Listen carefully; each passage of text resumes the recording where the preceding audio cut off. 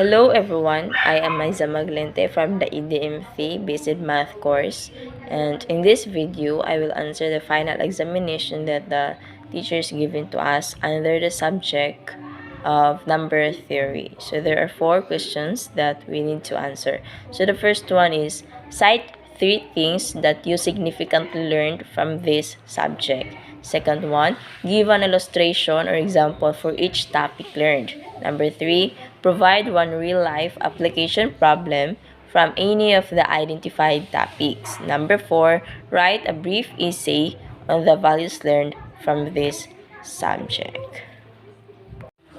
So, the 3 things that I significantly learned from these subjects, first one is the LCM or the least common multiple. Second one is the congruences, and the third one is the Diophantine equation. So, later on we will explain each. LCM, or the least common multiple of two positive integers, is the smallest positive integer that is a multiple of both. We denote that least common multiple of two positive integers a and b by LCM a and b. So there are 2 methods in least common multiple. So the first one is listing multiple method. The second one is prime factorization. So for the example, we will use number 5, 8. So LCM 5 and 8 equals 40. So in this example, we will use the listing multiple method. So the 5 and 8. So in the number 5, the multiple numbers are 5, 10, 15, 20, 25, 30, 35, 40, 45, and so on. So in the number 8, the multiple numbers of in the 8 is 8, 16, 24, 32, 40, 48, and so on. So we'll find their common multiple of each number, their least common multiple. So the common multiple of these 2 numbers is the 40. So the LCM of these 2 numbers, the 5 and 8, is equals 40. So that's the LCM of the 5 and 8 is equals 40. For another example, let's find the LCM of 12 and 32. So in this example, we will use the prime factorization method. So 12 and 32. 12 is a product of primes. So 2 and 6, the product of 12, and 2 and 3 is the product of 6. So, we will end there. In the 32, 4 and 8 is the product of 32, and in the 2 is the product of 4, and 2 and 4 is the product of 8, and the 2 and 2 is the product of 4. So, we will explain that 12 is equal to 2 raised to the power of 3 times 3, and 32 times 2 raised to the power of 5. So, 2 raised to the power of 5 times 3 equals 96. So, the LCM is the 96. The least common multiple of the both number. Let's go to the another topics.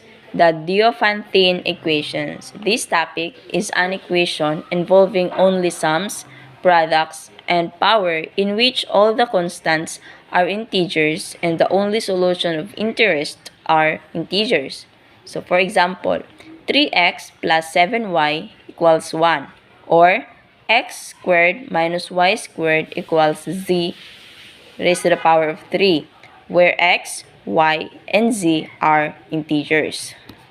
So let's solve this problem involving linear Diophantine equation. So for the example, either find all the solutions or prove that there are no solutions for the Diophantine equation 21x plus 7y equals 147. So the given there is 21x plus 7y equals 147. Calculating GCD, or the greatest common denominator, 21 and 7. It gives 7 is 0 times 21 plus 7, and 21 equals 3 times 7 plus 0. So we have GCD, the 21 and 7 equals 7. The equation has infinity many solution, but let's solve it. Then applying the extended Euclidean algorithm. So 7 equals 0 times 21 plus 7. 7 equals 0 times 21 plus the product of 1 times 7. Then 7 equals 21 times 0 plus 7 times 1 to the 21n plus 7m equals 7. So n equals 0 and m equals 1. So let's solve. 21n plus 7m equals 7. 21 times 0 plus 7 times 1 equals 7. 21 times 0 plus 21 plus 3, and 1 minus 21 equals 7 minus 21. 21 times 0 plus 7 times 21 equals 147. So let's solve for the x. X equals 0 and y is equals to 21. So x equals x plus 1. The quantity of b divides d times the t. So a equals 21 and b equals 7. X equals 0 and y equals 21 and d is equals to 7. So in the y equals y, the quantity of a over d times t. So x equals 0 plus 7 over 7 times t. X equals t, so y is equals 21. Quantity of 21 over 7 times b. So y is equals 21 minus 3t. So the another topic is the congruences. A congruence is nothing more than a statement about divisibility. The theory of congruences was introduced by Carl Friedrich Gauss. So as we mentioned above, in the introduction, the theory of congruences was developed by Gauss at the beginning of the 19th century. So in the another definition, let m be a positive integer.